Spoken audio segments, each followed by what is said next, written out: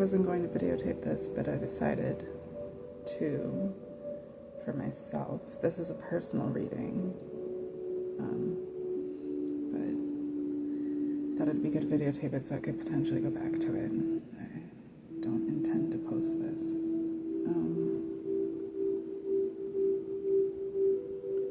If this skips again, I'm just shutting off the music.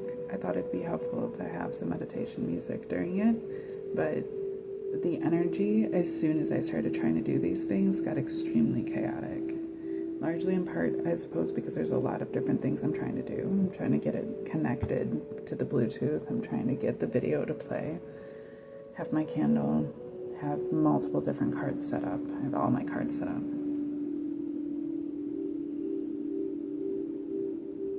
I was feeling very excited, very cleansed, very pure, very in my intuition. And as soon as I started that, it started. As soon as I got it started, I went to go play it. It started fucking up and really dug into my energy. And it made me think of... I'm just gonna remove it. It'll shut off. Yeah, so there is an energy around me, and I've blocked myself from it. I am continuing to block this energy from my energy field, from my space. I don't want anything to do with it. It's not my energy. It's not my energy. There's a very invasive energy that is trying to attach itself to me, that is trying to pry, that is trying to get in and see what I'm doing and figure it out and take it from me, and I'm not allowing it. There's so much negativity going on right now for no reason outside of the fact that this is something very specific I'm trying to do for myself. I'm doing this for myself. I don't need the music. I don't need the candle. I don't need any of these things. I'm doing these things for myself. And somebody's trying to take that from me. There's an energy that's on me that's constantly trying to keep me from being able to reach my highest goals, my highest good, what's best for me, and always trying to keep me slightly diverted by putting in these little... Sorry, but I'm not messing with this energy. I'm sorry, but I'm not doing it. There's literally just a single gnat that came out of nowhere that started flying around, and as soon as I energetically remove myself from that, a tiny little spider just comes up. So I'm not dealing with this shitty energy. I'm not dealing with this cursed, gross, sticky, greedy, power-hungry, nasty energy. I'm not. Get out of my energy field. I block all of that energy. This is a clean space this is cleansed space. I had to organize this space. I just reorganized this space. I have everything in order, everything set up, the way that I want it, the way that I need it. I'm contented in my heart. There's an external energy that is like sitting right on the outside, trying to get in. And I'm not having it. And I'm sending you away. I banish you. I remember my niece learning the word banish when she was about 2. She had heard it, potentially on Adventure Time, but she had heard it. And she said to my mom was trying to give her a bath while we were watching her, and she said, "Grandma, what does banish mean?" And my mom said, it means to like send somebody or something away forever, to send it away forever. And she goes, "Can I banish you?" Yeah. Yes, you can, Allie. And yes, I can. And I do. This is my space. It's my space. It's not called your space. It's called my space. For a reason. Okay.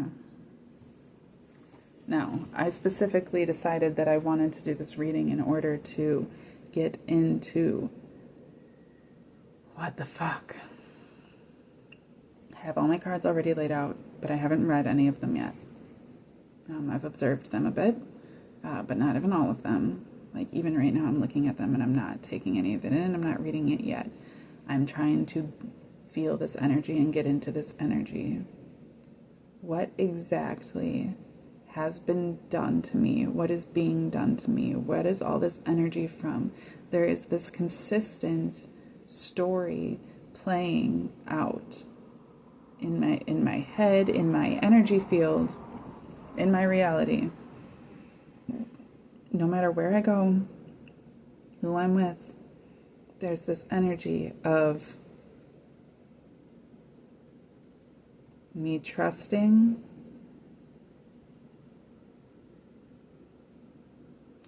not even trusting, because I don't trust these people, but getting very close despite that, intimately binding myself, even truly intimately binding myself with someone who has extremely ill will against me, and almost having this, like, it had come to me earlier, but like this subconscious feeling of my faith is stronger than yours, so I'm not afraid to involve myself this way.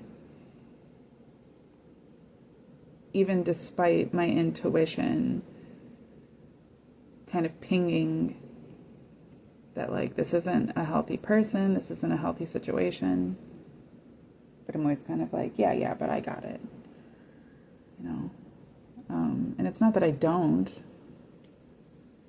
but it's not that I should have to either. And it's a weird one. Because, yeah, when it comes to my family, so it's not that I should be attached to it, right? And it's not even that I have to, much like these succulents have whatever, they have some disease, and it comes from the stem out into these leaves. And the thing about these succulents is that, like, you can take a leaf, separate it from the main vine, plant it separate, completely separate. You can literally pluck off a leaf, plant it completely separate from the rest of the plant, and grow an entire new succulent. So, like, there's something very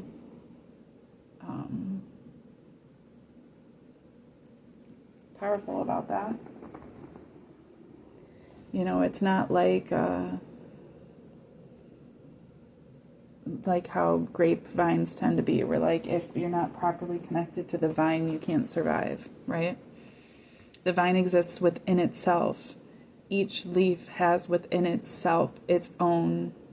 This is where cacti have really resonated with me. I'm getting to the depth of that, because they don't need to be attached to anything in order to grow. They don't need to be attached to the whole tree. They are in of each one in of itself, its own tree. And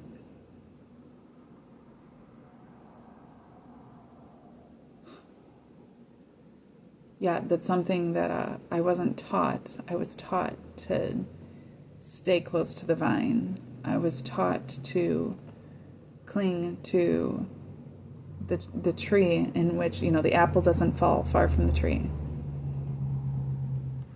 And I've referred to myself as the apple. I'm the apple of the kid. That was like an old email that I had. And I have an apple tattooed on my ass. But it's always been this concept to me that, like, I am my own. I'm a seed. I'm a seed. I can grow outside of the main tree. I don't need that.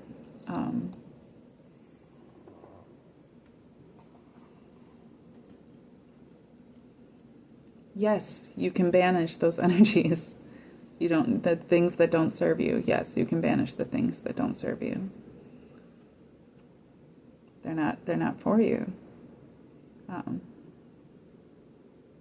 That is the difference between somebody that isn't royalty that is very jealous about that and longs to be and will do anything to become royalty, not realizing that royalty is something that you are inherited into because of your bloodline. You don't have to want it. You have to accept it. It's not about wanting it. It's not about true power is not for those that want true power. It's not about those that want to lord over others and control others, that have all these ideas of what to do. It literally comes from within a person and their innate capacity to be able to develop themselves without those things. My mom can't survive without her concepts. She can't survive without a partner. She can't survive without money. She can't survive without a roof over her head. She can't survive without people constantly validating everything for her, herself, for her, this sense of identity that she has. It's not that I don't have that personality type to some degree. She's my mom, so I carried that with me. But over time, it's been in the releasing of all of those things that has allowed me to truly come into myself. And that's the difference. I've held it against her for a long time because it's been this sense that, like, if I can do it, and I'm 30 years younger than you, and I'm your child, like, then you should be able to do it. I know you can do it. But at the same time, how unfair it always was for her to expect things of me, that were meant for her. So ultimately, and that was something I learned from my best friend's mother-in-law when I was working in her place up in Wisconsin a few months ago. I was kind of sharing, very vaguely the issue that I was having, empathizing with my mom or for my mom. And she was like, I think that that's kind of prideful, to be honest, because I think that you're seeing her as being capable of something that maybe she isn't. Maybe you're holding her to a standard and a degree that she can't meet. Maybe that's not who she is. Maybe that's not what she's capable of. Maybe that's not her purpose. And who are you to demand of those things instead of just receive that, and forgive her and be able to love her despite those things. And I have forgiven her and loved her from a distance, but at the same time there is still this like bitterness that I've maintained, and what that is because I've allowed myself to continue to be connected to the core that isn't truly serving me. It makes me sick because it's sick.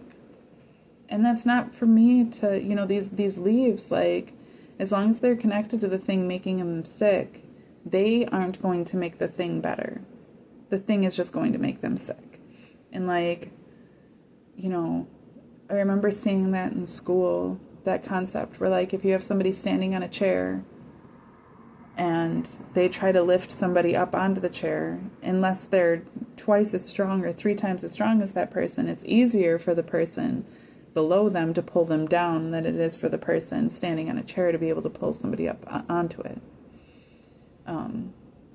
And so there's this balance. If you have 2 people working to try to get to a higher plane, then it helps to have 2 people doing it. But if you have one person working to try to get to a higher plane, or even just to maintain themselves on their high plane, and another person actively trying to bring them down to theirs to create this sense of balance, you're going to find at least a power struggle, if not like the lower person being able to bring that higher person down. And I've made far too many allowances in my life, in all of my lives, to lower myself for the sake of others, when that is not lifting anybody else up. That's not getting us to where we're supposed to be going. And that's my responsibility. My mom isn't royalty. As much as she wants to be, and as much as, because she wants it so bad, I want that for her too. You know what I mean? Like, I don't like seeing people in need, and it's not a need. It's not necessity that she has this status that she wants so badly. If it were, she'd be able to come into it. It's not meant for her. and she hates that, and she's incredibly embittered about it, and she will do anything, including put her own family at risk, just to try to claim that, you know. And it's not a healthy thing. My niece used to call her out all the time when she was very young, and I watched my mom, you know, cut my niece's energy down. I watched my brother do it. My brother's he does it without even realizing. He's just mad. He's just an angry person.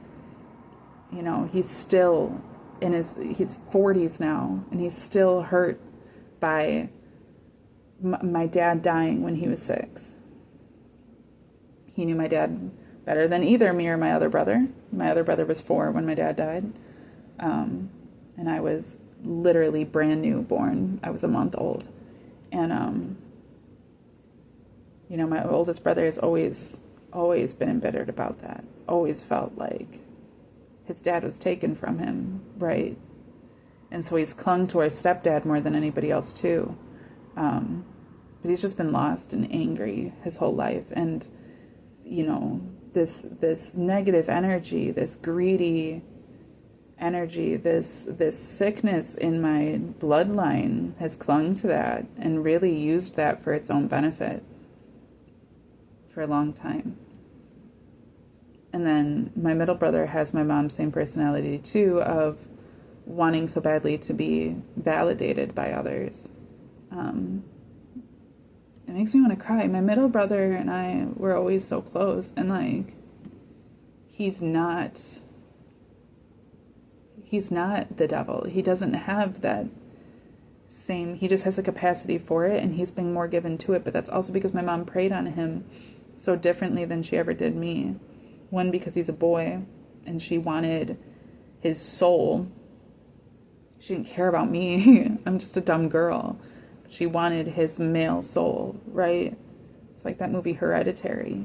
That movie is so trippy because that movie reminds me so much of my mom. So much of my mom in these sick family dynamics. But these things have been carried for generations. There was a time that my mom was, you know, a high priest, and I was the pharaoh and like the king, the high king, and, you know, she was my go-to for everything, because I was very highly spiritual, and I would go to her, you know, for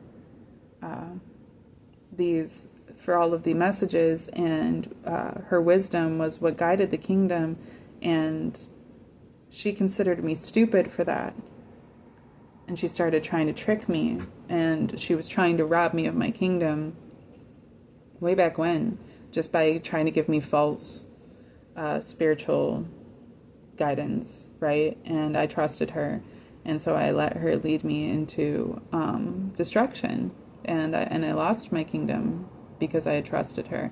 And I never held that against her. I held it against myself for not knowing better, when she was the one that was in that had the higher spiritual ground, and I wasn't necessarily in the wrong for having trusted her. But then we take that on into a next life where I'm now the high priestess, and she's the high queen, and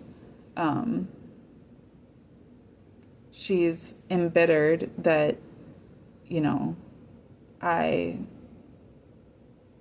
have this wisdom, where it's like, just in the past life, you were the one with the wisdom, and you misused it.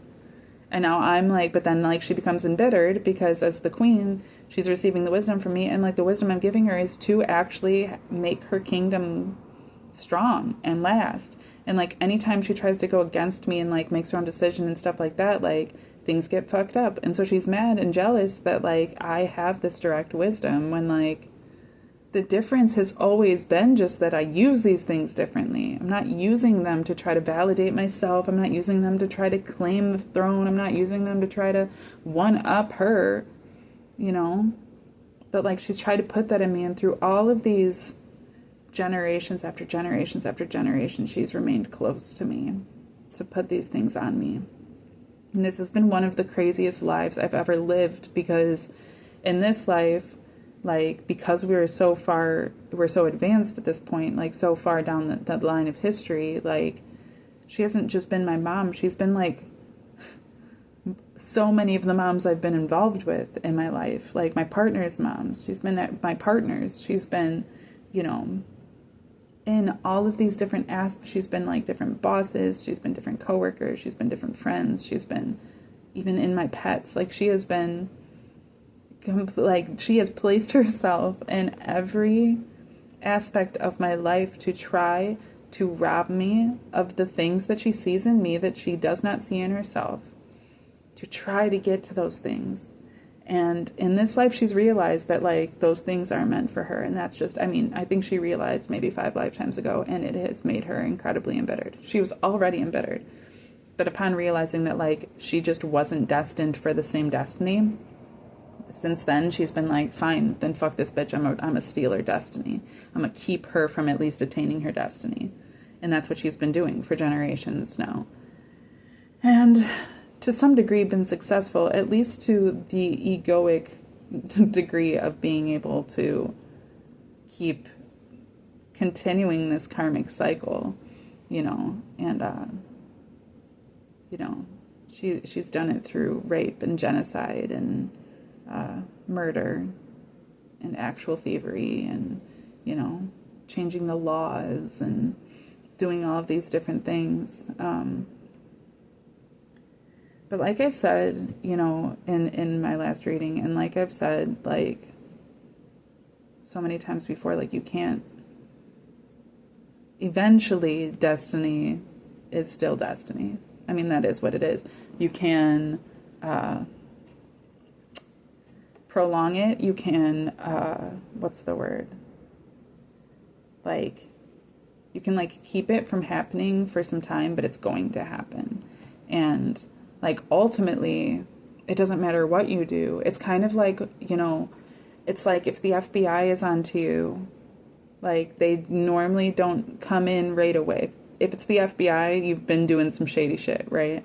And they don't usually come in right away and come and get you for the shady shit that you've done right off the bat.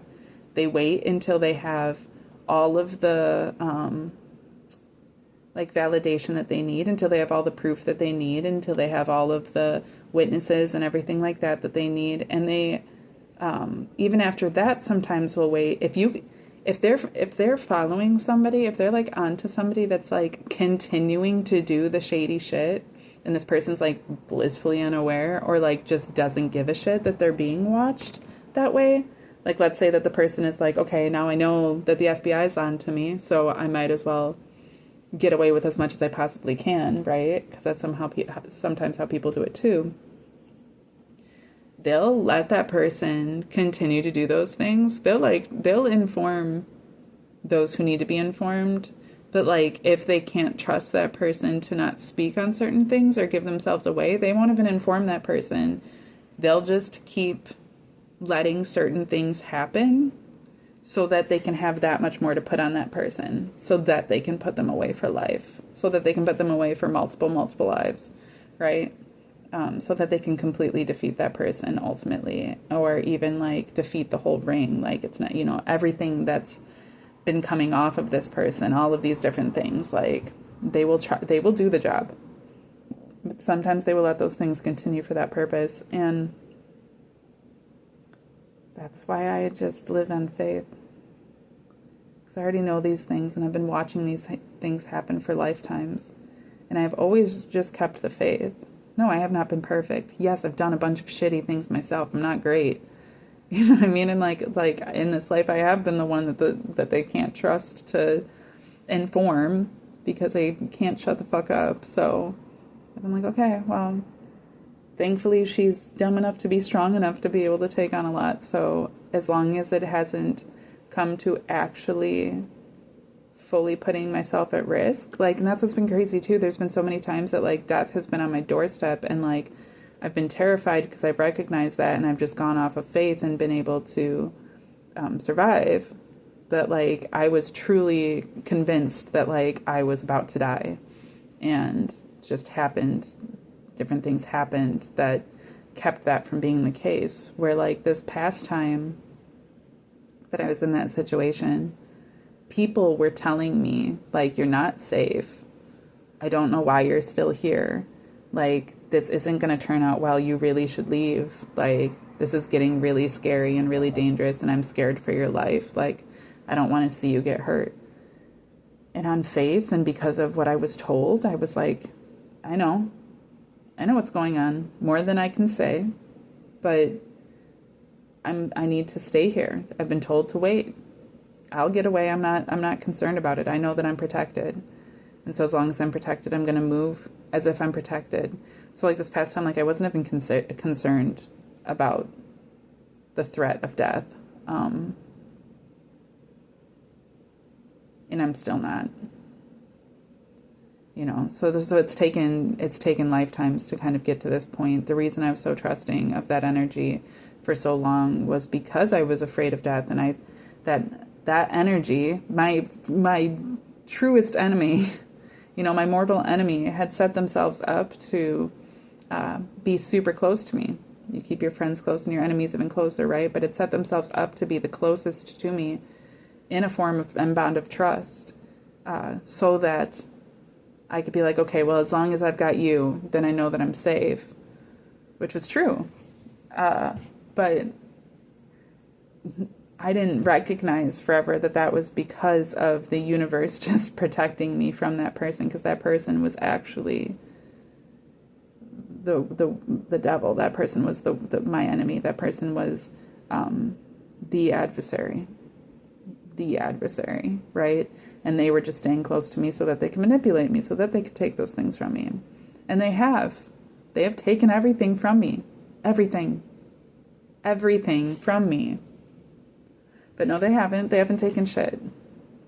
I'm still me. The universe cares for me. You know? Like I have myself. I have this destiny. Like even if I didn't have my health, even if I didn't have my wisdom, even if I didn't have my life, like I've already been doing the things I'm supposed to be doing. So like it's the wheel's already turning. There's no taking that way. I have placed it into the universe's hands. I stopped trying to control it. I stopped being given to ego that way. And as soon as I placed it in the universe's hands, it was absolutely out of anyone's control. Chaos, absolute chaos was enacted, but chaos has a divine purpose too. And like in the grandest scheme of things, chaos is serving like the structure and stability and discipline of a greater reality than we can even measure in our own personal experience. You know, chaos is just part of the balance. So like in trusting those things, like no longer was there any power for these people to have, for this energy to have, for this entity to have. Because it needed me to give it my power in order for it to have any power. It doesn't have any power on its own. It's a lowly, pathetic piece of fuck. Not to be rude, but it is. It's greedy, it's selfish, it's hateful. It hates itself. It feels weak. It has to prey on others in order to feel powerful. That's not true power. And as soon as I realized that, I took my power back, and then I gave my power up to the universe. And then I received the entire power of the universe over this entity.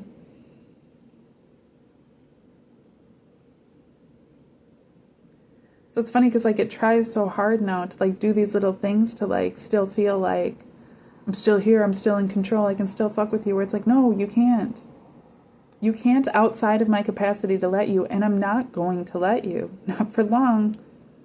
Not for long, but this is why like self-care practices are so important. Because like if I'm not getting the best sleep, and people that interfere with my sleep, I take offense to. Because if I'm not getting the best sleep, if I'm not eating right, if I'm not doing the things that I know I'm supposed to be doing, that's when my energy is now susceptible to being taken advantage of, right? No longer is that the case. I have elevated to a point where this energy just simply can't get to me any longer. The candle has been burnt far too long and is nearing the end now. It can't just it can't go any higher than what it is. Like it has burned long enough now. For a while, when I first lit this candle, it gave this impression that the fire was burning the candle down, right? It's melting the wax and it's burning the candle down. But now it's gotten to the point where, like, it's clear that the wax around the wick was only a way to allow the wick to burn, and that the wick had a very specific purpose of burning, and that fire can only burn that wick. And, like, as the lower that the wick gets and the lower that the candle gets, the lower that the fire gets, and until the point that fire gets put out. Now that was the intent. That was what was, this energy's been trying to do to me. And as long as the fire is still burning, there's still that capacity. But at the same time, like, when the candle gives itself up to the universe, like, you can burn me completely. You can melt me down into absolutely nothing. It's going to destroy you too, though. And I remember, like, at one point having that feeling and having to come to that understanding. It probably happened several lifetimes ago that I realized that, like, I had to let go of the ego, because the only point was, like, okay, well, if you kill me, then kill me. I don't have a problem with it. I've already fulfilled my destiny, but I'm taking you down with me. Like, you're not going to be able to do this anymore. You're not getting away with this any longer. You think you're going to be happy because finally we've gone. And that's what's so sick about it and so crazy too, is because, like, in the concept of, like, a twin flame or this ultimate soulmate, like, that's what my mortal enemy has set themselves up to be. My ultimate soulmate. We are always connected. We're innately connected. We live together. We die together. So they have this, like, over-romanced concept of even killing me, because it's like, yeah, but if you kill me and I kill you and we die together, and that's pure, true love. We're always bound together. But, like, it isn't going to be like that this time. It isn't going to be like that this time. There is, it's been like that for thousands of years. But, like, we're getting back to the end where, like, the soul of the adversary knows that this is its purpose. And it does take respite in that. But its job this entire time has been to play the adversary, the role of the adversary.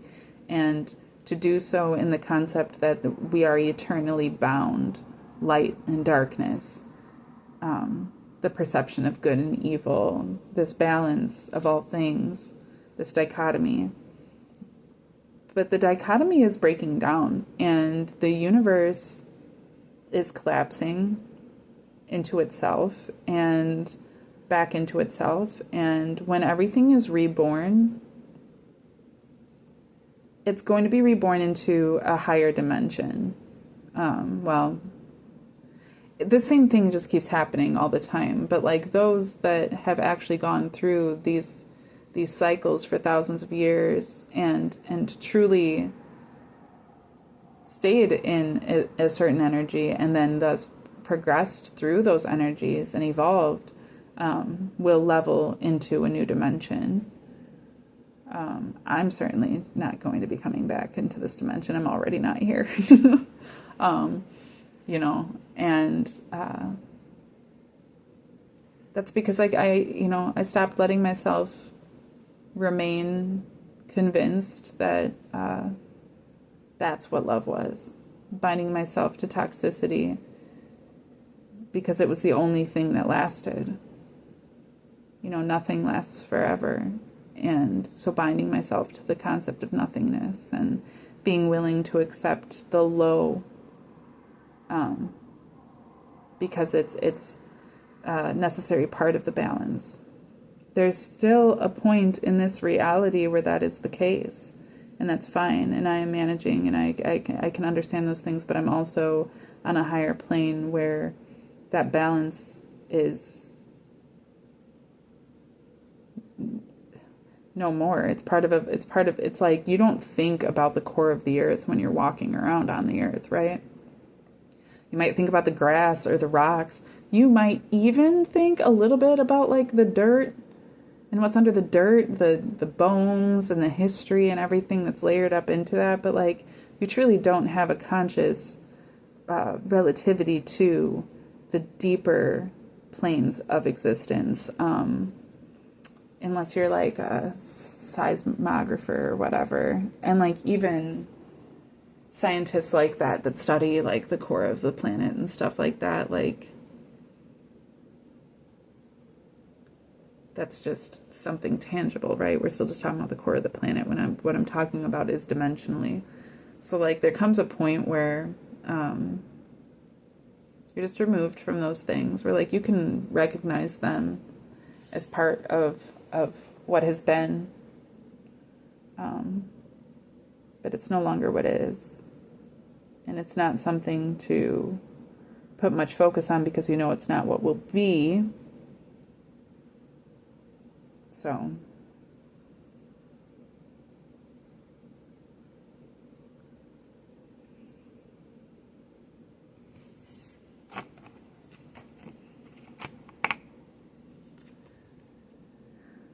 I got my oracle cards and this card came out, and I love this card. Out of all the oracle cards I've taken out like 6 oracle cards in the entire deck at this point, and this one has come up twice, and this one is such a powerful message, and it's exactly what I was just stating. You know, there's all these things that have been, and they were for a purpose. They brought us to where we were only to bring us back to where we are, but they weren't sustainable. They're part of the eternal. Everything is part of eternity. Existence itself, the momentary, is all part of eternity. Eternity exists for all time. You can't separate it from anything, right? But these are momentary for their purposes. They're tools to get us to where we are now, and they're tools to look at and say, okay, now I know where I don't want to be. Now I know what I don't want to be like. You know, and to be able to move away from those things and to move into something better.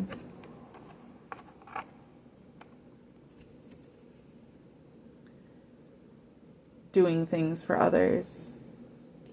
Loving ourselves in a way that we are able to give that as a gift to others, but in the reverse. Because it's no longer about appealing to the standards of others. It's no longer about the other person feeling valid. That's how my mom has gotten me. And like in this, like it took a while for her to become my mom, right? Like this energy, this entity. It took a while for it to become my mother. It was my mother way back when, initially, and then it separated for a while, and then that created a bitterness and everything, but it's come back to this point of being my mother, and it's been my mother in so many different aspects of this reality, and it's done that intentionally because there is something innate in being a human being, a tangible human being, and the relationship that a tangible human being has with their mother, whether you know your mother or not, the person whose body you were literally a part of, who sufficed you to birth, who birthed you, you know, even if they, from the moment that you were born, gave you up and gave you to somebody else, they are still your mother. There's still this weird innate connection that we have to that person because our bodies were wholly connected to them at one point. We were one person.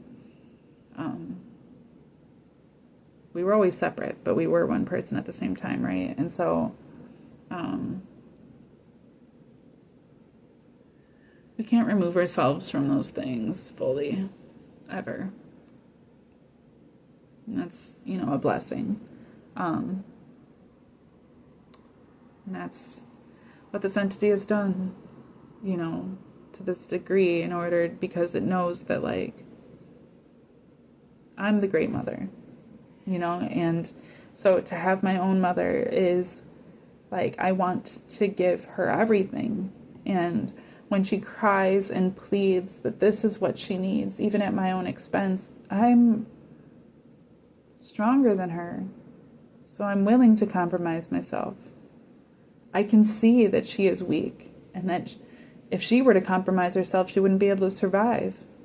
And I've lived off of compromise. I came out of the shadows. I was born in those things. So yeah, I'll take that on. Yeah, that's fine. I'll do that. That's what I've done for thousands of years. There's been a point in it. It's served me to some degree, but that's just not where we're at any longer. She has spent thousands of years, this entity has spent thousands of years denying that, using that just to feel some type of way.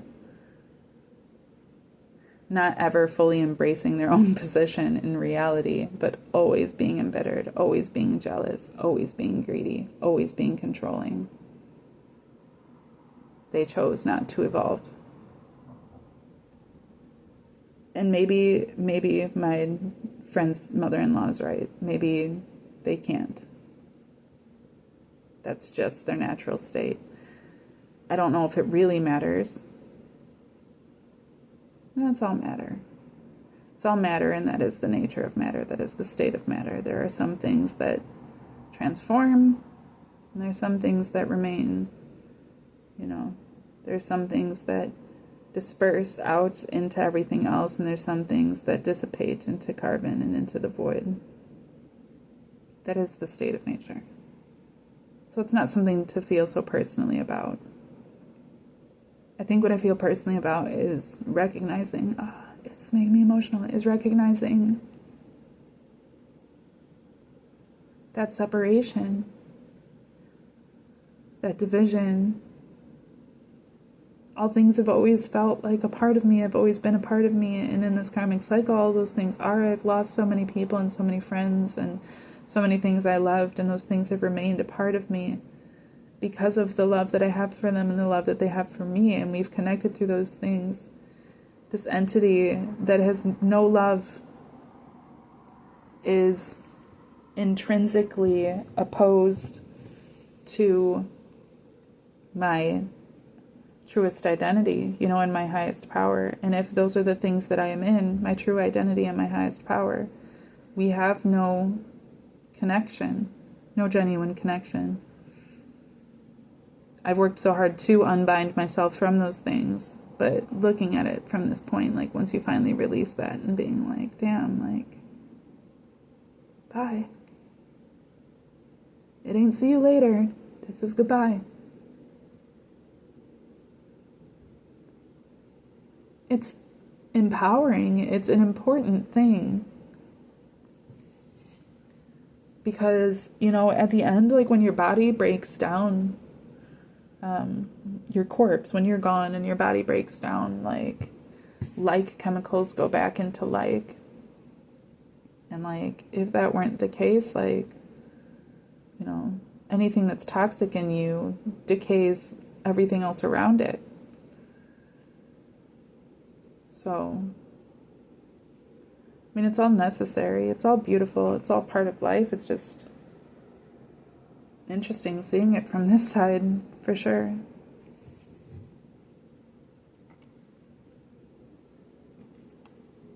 I haven't seen this card yet in the Oracle Journeys. There's 2 doors.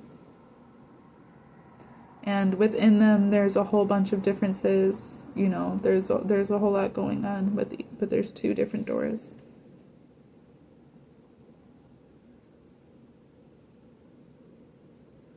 One goes into, what is this, the right hand?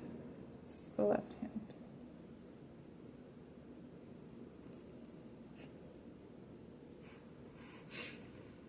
One goes into the left hand of the divine. They chose to go through this door. It leads back into nothing. It leads into the hand of the divine. It leads back into this physical, tangible, karmic cycle. It doesn't go anywhere after that. That's fine. Everything breaks down and is built back up into itself. There's nothing wrong. There's no evil. It's not some bad thing. It's just a separation. It's just a separation. But like, as you can see here, there's like this wheel that's split. And so this is duality, to go back into karmic cycles, You go into the left hand of God. Then it closes. And that's it. But behind the hand of God is this other stairway, and it's not as straight and it's not as easy to get up into, and it's a lot more complex back here. But if you can see too, this is just one entryway. There's multiple dimensions past this one and through this door and through this gate.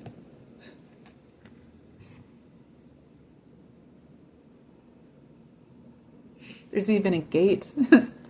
Like, this one is open. More people choose this one. It seems more appealing on the surface. It's the easier one to get to. It's right there. It feels safe even to so many because it's in the hand of the divine. You know, they're not aware enough to recognize the right from the left. They don't care. They don't notice. They don't recognize that there's a difference. And it doesn't really matter. Ultimately, everybody's called to their own purposes. This is a fairly easy door to get to. And it's open. It's inviting. You know, it's got these theater, what's it called? The veil, you know, that they have a theater that opens up onto the stage. This is like Truman walking up the stairs and then opening up, and like he leaves the stage only to appear. You know, that's the worst thing about the Truman Show, is that like he goes through all of this to learn himself to some degree, but he doesn't. He couldn't. He can't. He hasn't gone through enough of the processes. He hasn't gone through enough. He's running in fear to get out of this matrix, and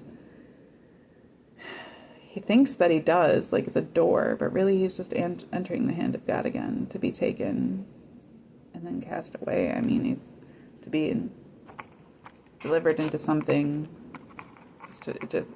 into a new karmic cycle.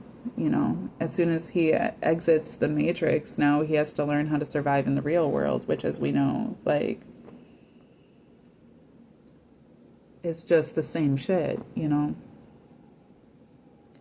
There's something much deeper there on the right hand, on the right side, that defies all of that. Not defies it, just goes beyond it.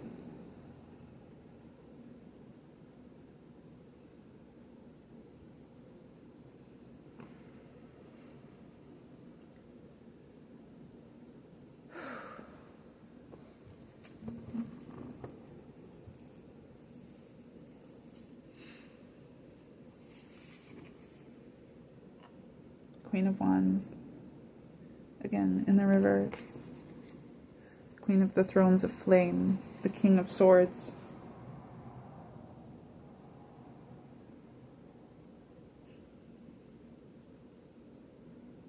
The Prince of the Chariots of the Winds.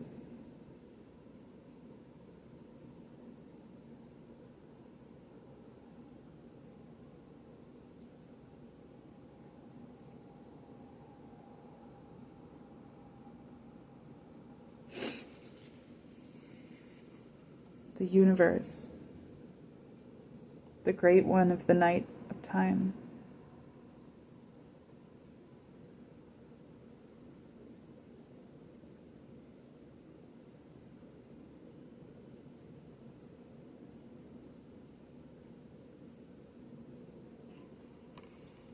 The Star,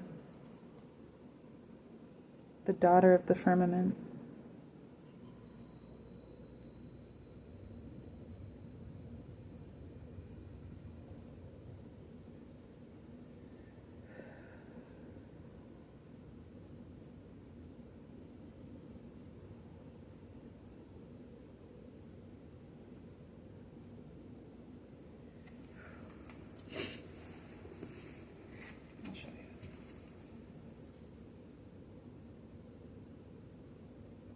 I wish that this camera would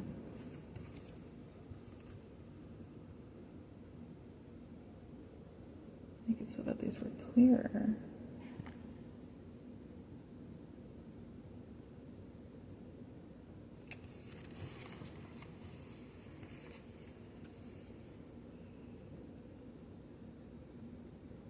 It's the universe.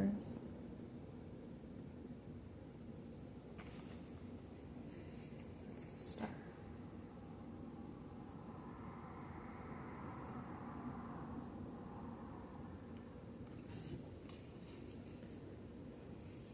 That's everything I just stated, to be clear.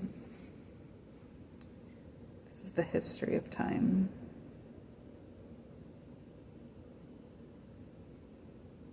My personal life, the things I've gone through and why.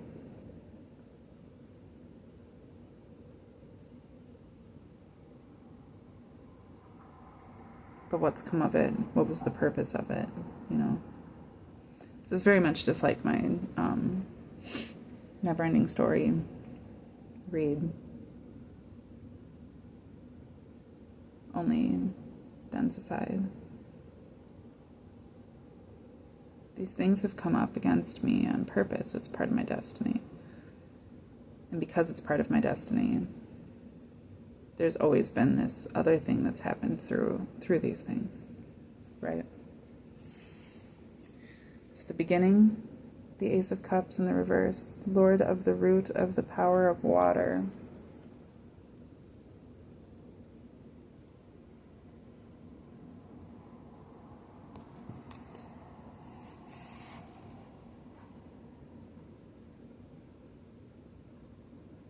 Pouring out into a lotus.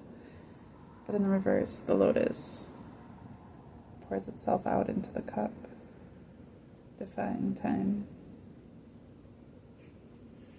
In the end, the Seven of Cups, Lord of illusionary success.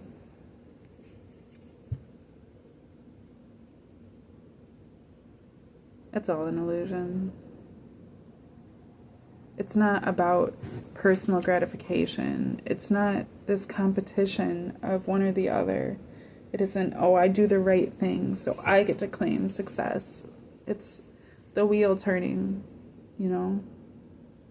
It's no different from the one lifetime where I was Pharaoh and the entity was priest to the following lifetime where I was priest and the entity was Pharaoh, right? It just changes. It's about what you do with it. And even then, it's not a competition. It's just a matter of choice. And the choice leads to consequence.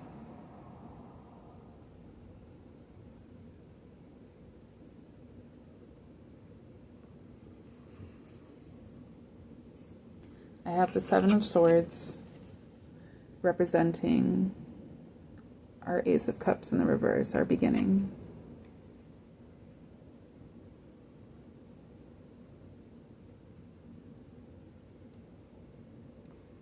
That's at our beginning. It was this sense of greed. We embodied this sense of, okay, we're trying to figure it out. Like, we were just given to these things naturally, but it's not actually about that.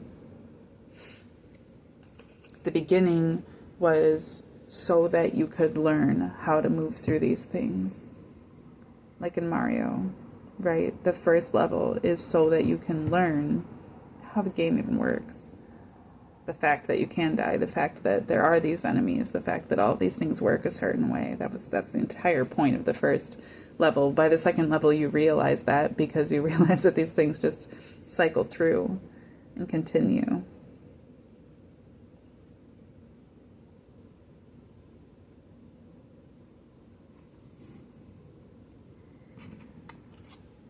In the middle, we have the Page of Coins in the reverse.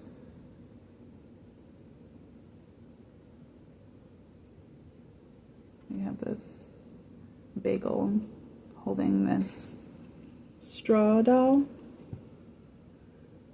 At least that's what I'm seeing it as. You know those dolls that like pilgrims used to make out of straw?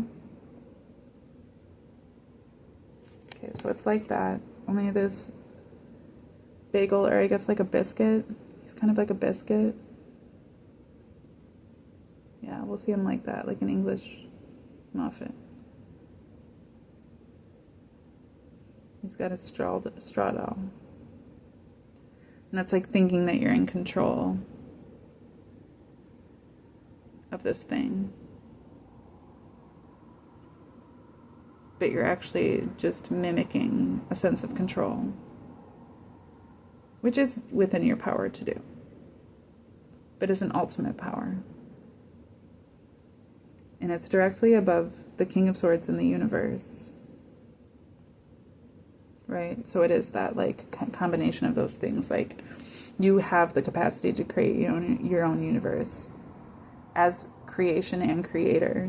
Like, as creator, you have the power to create. But as the creation, like, that's not it. That's not everything. It's all reflective of a destiny that was preset, that is just balancing itself out, working itself out. You know, like in this card, you have the king, and he has two cherubs on his lap, right here and right here. But these cherubs are also represented right here and right here. These two, right here and right here. But the same one that's on his lap, right? Here you have, and then you have this other one, but this one isn't like them. They all have pentacles on their heads, but this one is upside down, right? And so these are looking at each other like, oh, we're doing the right thing because we're not in rebellion. This one seems to be in rebellion when you compare it to as a third. So the king has the two with him. I know, I'm sorry that this is so blurry. The king has the two with him on his lap in his chariot, and he's moving forward like they're going to crush the rebellion. But what's actually happening, and like in his face, he's actually quite frustrated. And it's because he's not actually the one in control. The actual Thetan is here. This is the Thetan. This is the divine. This is the actual true ruler that's just moving through him. And as he believes that he's defending and fighting against this rebellion, what's actually happening is that this rebellion, much like the devil in the Wheel of Fortune card, the devil is on the Wheel of Fortune and is turning the wheel. You know, and so the rebellion is on this wheel and is actually turning the wheel. And it's all just for the divine. It's all representative of the divine. These are all just little avatars of the divine. And so in the same way, in a grander scheme, the way that looks is like you have this two-headed phoenix, right? The two-headed eagle, but it's on this wheel of life. The black hole sun. There's this karmic concept of reality that's constantly playing out, and there is this rising above it, and there's two different sides to that. There's you know, a positive and a negative innate in that.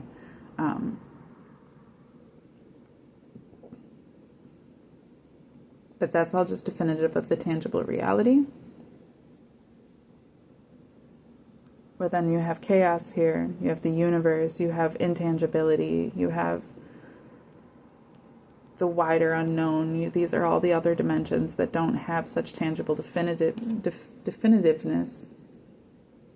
And under that is, again, the divine, all in control of all of these things and bringing a balance into all these things. But this divine himself is structural.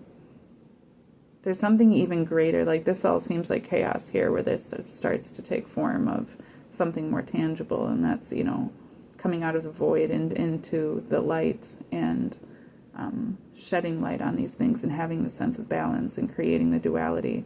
So the light, you know, the light, Lucifer, the one in rebellion, against the tangibility, right, is also the one that brings the wheel back around. And like the light is the thing that not just brings us out of the darkness, but also like defines what is the darkness and what isn't. And all of that tangibility is actually not futile, but infinitesimal, you know, not insignificant, but momentary. It has its own importance in its own space and time, but everything is all cultivated into just this sense of You know, it's not really real. You know, ultimately in the end, it's actually all illusionary. This is our end card, right?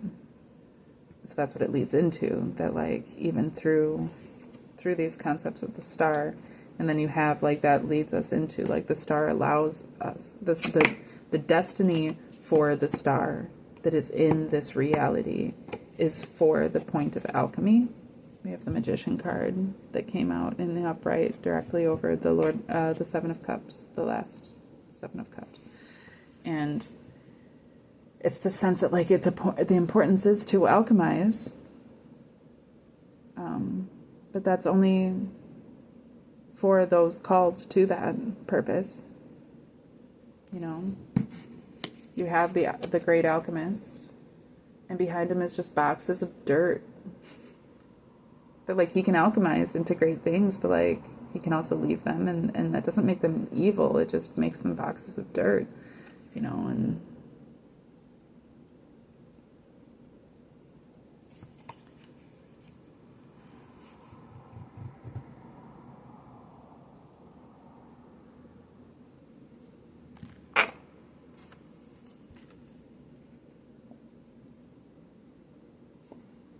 like this Greco-Roman ancient existence, ancient civilization wasn't evil, but it didn't last. We've tried to reclaim it in these different ways and try to rebuild here on Earth, you know, even in other dimensions. And we've really just been doing the same old thing, you know, like I said, like we've just been replicating ourselves into these karmic cycles.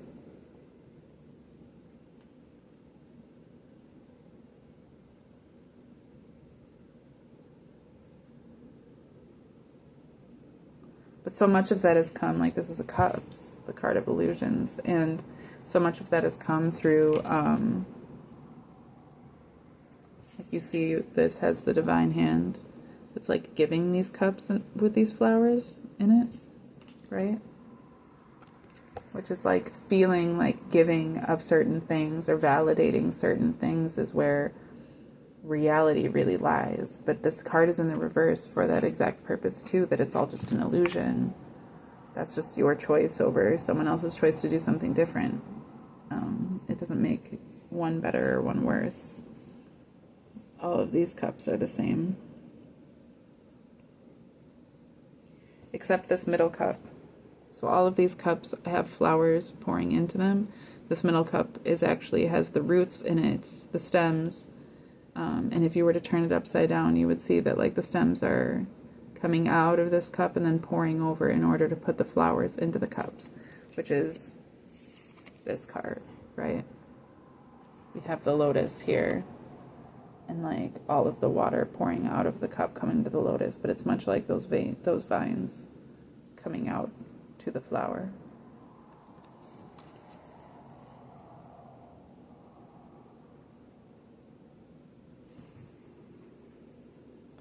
How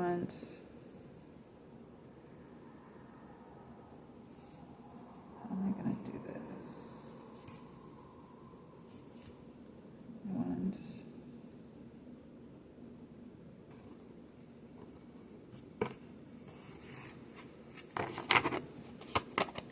4 cards.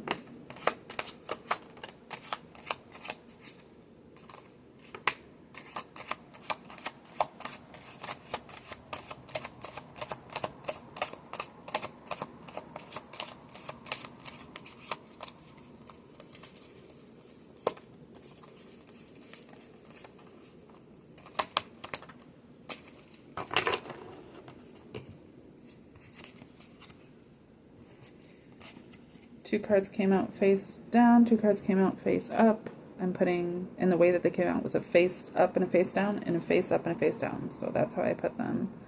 And then I'm going to take 1 card from the holographic deck. Just 1 card.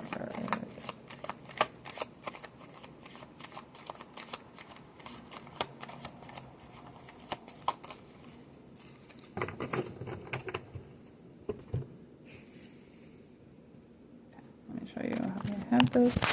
So we have it set up like this. These are the two cards. These are the two cards that I just flipped, and this is the one that I just flipped. Okay. We have the Queen of Wands in the reverse. It's so funny because these cards even look similar. We have the Queen of Wands in the reverse and the Sun in the reverse.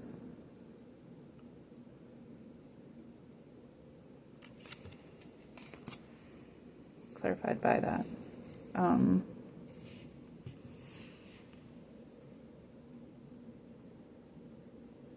We have the Empress in the reverse, clarifying the universe.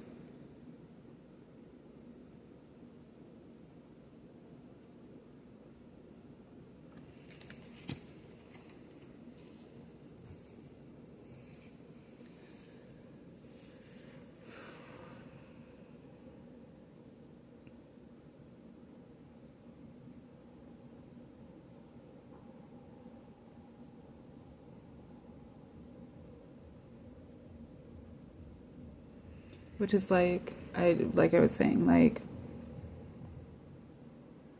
there's a dichotomy with an innate negativity in this reality.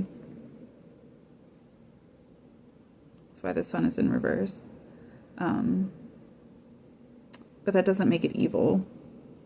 Just like there is an innate sense of overcoming things and being comforted in oneself via the Phoenix, but that doesn't mean that that's innately positive either. There's a balance between these things that comes in these forms. Turn these cards. We have the King of Swords being clarified by the Five of Cups in the reverse. And we have the Star clarified by the Three of Pentacles. These cards really are beautiful.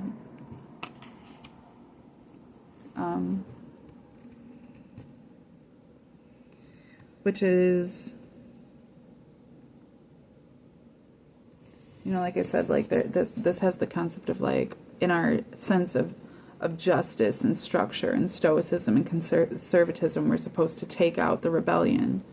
We consider the rebellion separate from us, and we're on the right side, and that's on the wrong side. But it's the rebellion and the light that is shedding, that is being shed on the darkness, and it's moving this wheel of abundance. And so it's about not viewing the negativities, not adhering to negative concepts definitively, but to embrace every aspect for both the positive and the negative are what create the whole reality. And then, you know, like I said, that comes into, you know, we have these definitive dynamics, this duality, but the Star sheds light on our capacity to alchemize such things. And so in that too, it's like there's this directive to be followed. You know, and we're just being called to build. We're just being called to do a very specific work. But that doesn't mean that we don't have, I mean, we're still the artist. We still have our own capacity to be able to maybe not add our own, like, control. Maybe we don't control the actual, like, what's being built, what's being represented, because we were hired to do this job. So it's not just whatever you want, but it's still, like, we still have freedom within that to make of it what we will. Moving into the Magician. Much like, you know, I was commissioned for an art piece where this guy wants to he wants a specific character done in a specific style that are completely separate from each other. And that's where the capacity for me as an artist to be able, that's my, artistic freedom, I guess, is is to make of that, like, I already kind of have in my head, like, I understand what it is that he's going for and what it is that he wants. I didn't choose those things, right? It's not, I didn't choose the style or the character that he wants, but I get to do with that what is reflective of my own artistic expression as the magician. And then in the full middle, so wild. In the full middle of the read, once again, this holographic card that came up is the same as the beginning. Literally the same. It's the Ace of Cups in the reverse.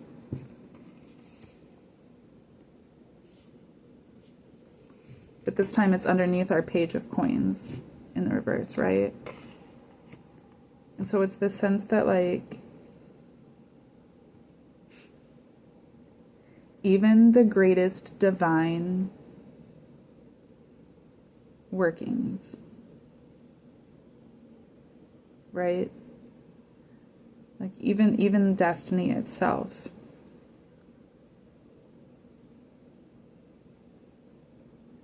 is just a character being played by the creator. But beyond that, but it's all beyond that.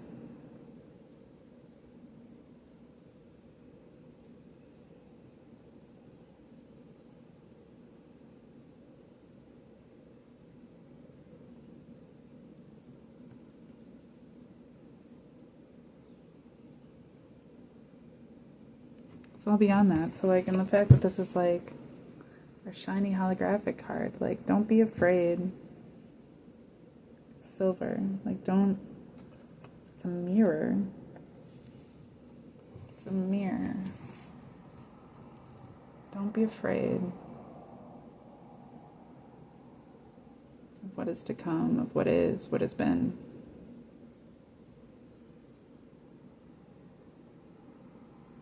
Be comforted because there's still an outpouring. It just may not look exactly like you thought it would always look like. Also,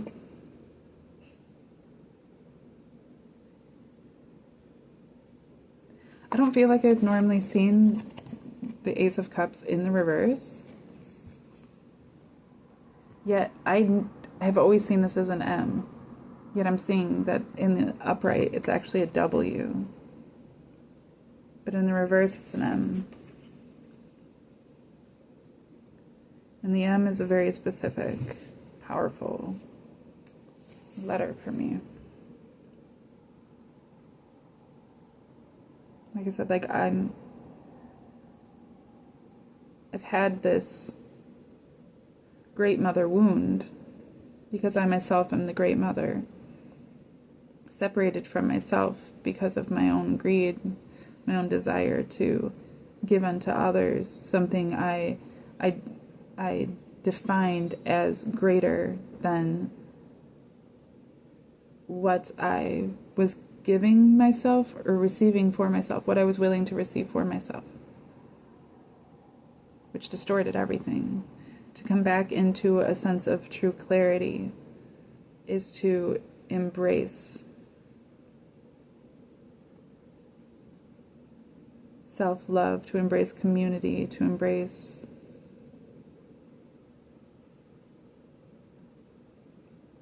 a proper communication of such things.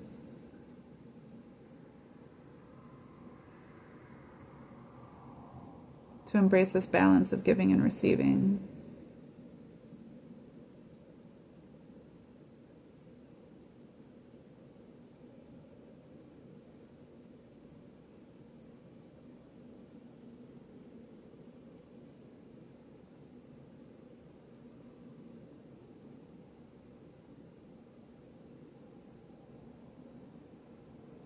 Nobody has fucked me up.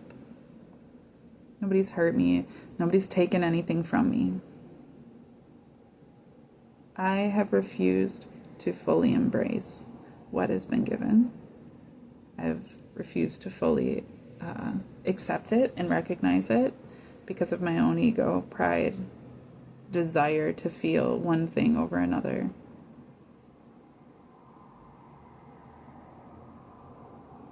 in reality, I'm right on track. Everything is happening the way that it's supposed to be happening. Everything is unfolding exactly the way it's to be unfolding. And what's being asked for me is no longer an outpouring of love, but a great receiving of that outpouring.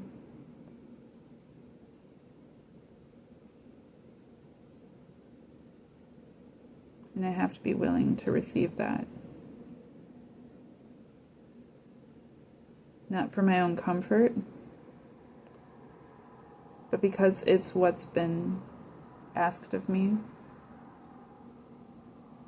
It's not about my own comfort or convenience, it's what's being asked of me, and my artistic freedom lies in making the most of that, and then making it my own.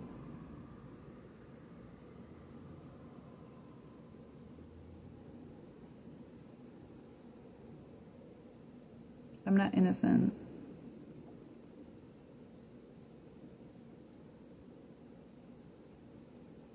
But I'm also not greedy. I'm powerful in my rebellion, in my acceptance of who I am. I don't have to sit on the lap of the Father to be comforted in order to do a great work. I also don't have to fear the death or destruction that would come, at me in my embracing of these things. Because ultimately there is a balance, and all things are under this balance, and all things are working out for good to those that love good. And I love good. I love goodness. I love what's best. I want what's best for everyone.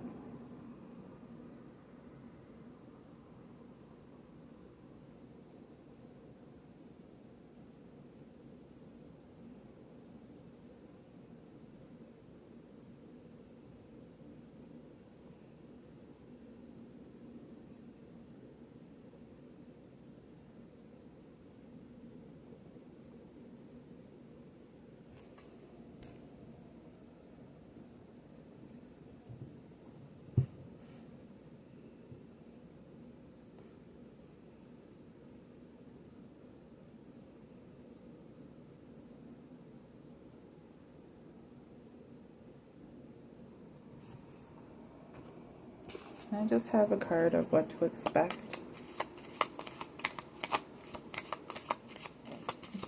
in the near future, in the very near future. Judgment. A friend had posted this meme. It wasn't even a meme, it was a picture of a preacher that had come to our college years ago with a sign that said, pot smokers, fornicators, homosexuals, gamblers, all of these different things. And it was like, judgment is coming. It's a sign that he had. But he had this look on his face where he was mad. He's looking at all these college kids, and he was mad that, well, and she was taking a picture of him, and he just has this angry look on his face about it. And I was his sign says judgment is coming, and I was but by the look on his face, it's already here. Because you can see in this card, the people are coming up out of their graves, and they're rejoicing. This isn't a negative judgment. It's the Day of Atonement, but it's justice as well. It's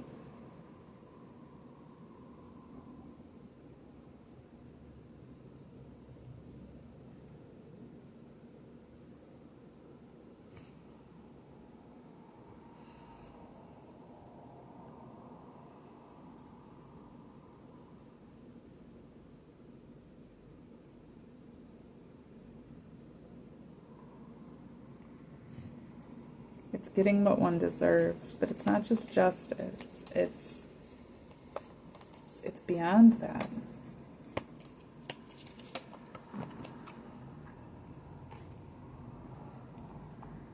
King of Wands in the upright.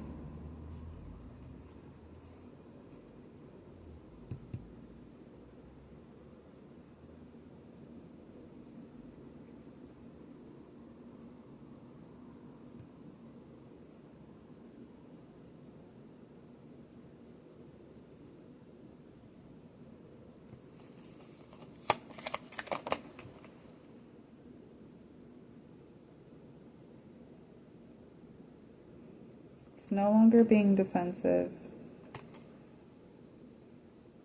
This is death in the transition. It's fighting.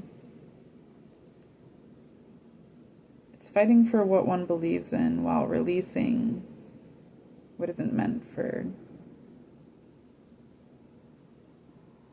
What isn't meant for you. And standing in your own wisdom, sitting in the comfort of your own wisdom, trusting your own wisdom, knowing that all things are working together the way that they are meant to. It's embracing judgment.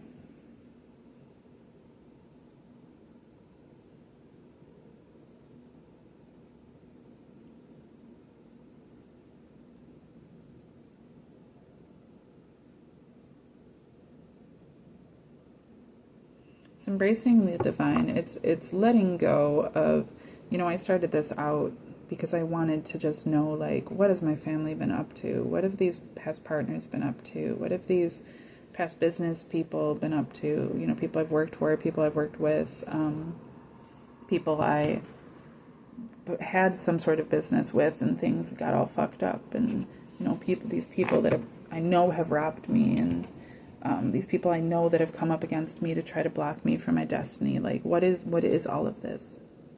That was my question. That's why I made this.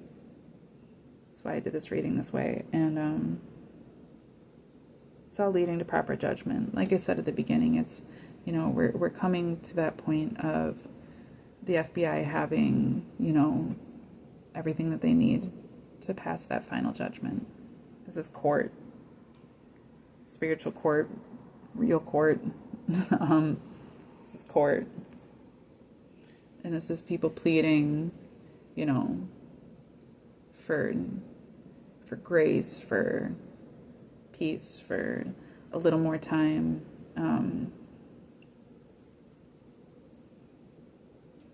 And people just embracing the judgments that are being had.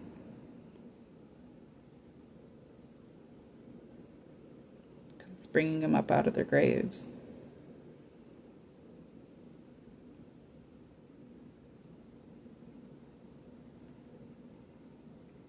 All of the proof is in the pudding, and this is the pudding. Or the pudding is here, at least.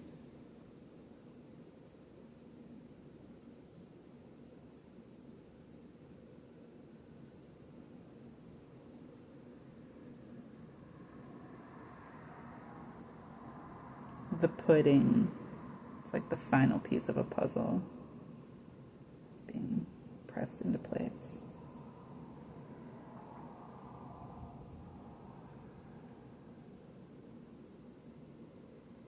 And the judgment, like, it's like when all things will be revealed. Like, that's what that guy's message was saying in that picture that girl took. Where it's like, so much of it was stuff where, like, people already take open pride in those things. But I know people that smoke pot that don't want people knowing it. I know people that, have sex with other people that they don't want people to know about it, that engage in a lot of things. I know a lot of people that engage in a lot of things that they wouldn't want exposed. And this is a point of exposure, a time of exposure, for sure. But not just exposure. It's a time of resolution. That all these things are coming and that the final judgment is set. I've had to embrace that. It's been hard because, like, I've spent so much of my life, like, really trying to cultivate, like, these better concepts of myself and to not be given to certain things. And so I haven't been given to certain things, but at the end of the day, I've also embraced that, like, there's certain things that, like, I would like to be given to. I can admit to those things. but I still don't actively try to engage as much as possible because I know that they're not the best things. And I mean, I let the cards fall where they may.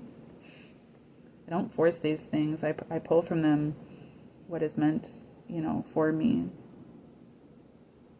I try to be open to receiving as much as possible.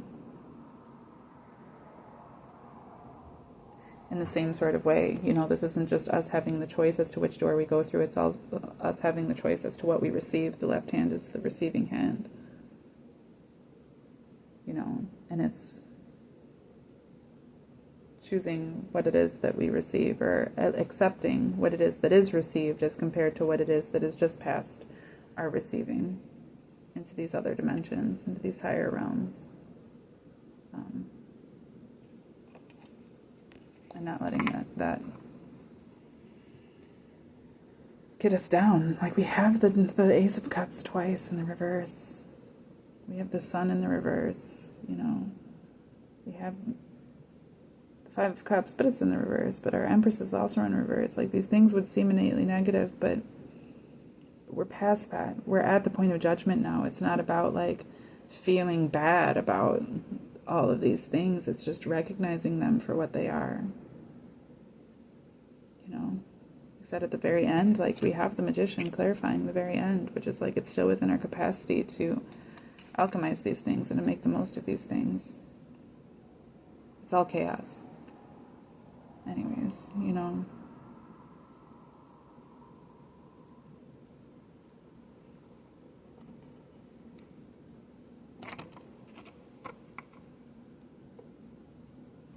Like the way I set things up too for this reading, I have my little gemstones. I have aquamarine, blue aventurine, lapis lazuli, and moonstone, with my little selenite stick. I have those all together for clarity and for communicating honestly and openly and receiving the right clarifications, and to be able to speak freely, to embrace those things. But in the middle of my read, I have my rose quartz. Just my self-love and care and embracing the reality of oneself, you know. And this card is set up right behind it, like, not asking for anything, but being willing to receive. It's not giving, it's not taking, it's just letting things be. My right ear rings. As soon as I said that, my right ear started ringing.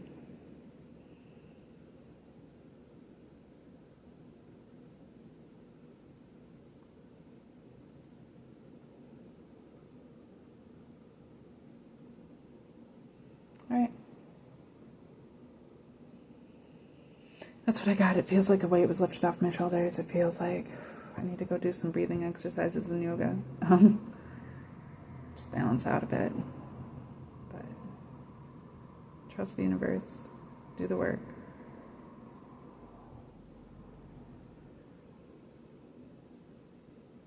Make the most of it.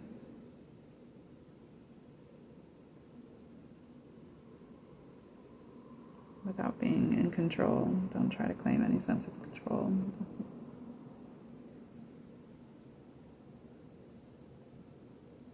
Be willing to receive.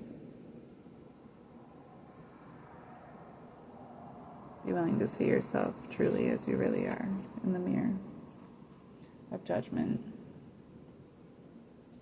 And embrace that. Trust yourself. Move forward with integrity.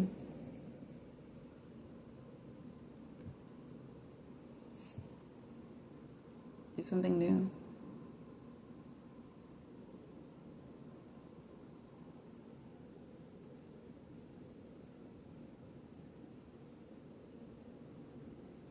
All right. obviously I'm still getting messages, but I'm going to leave this here, and I'm just going to take those for whatever they're worth. So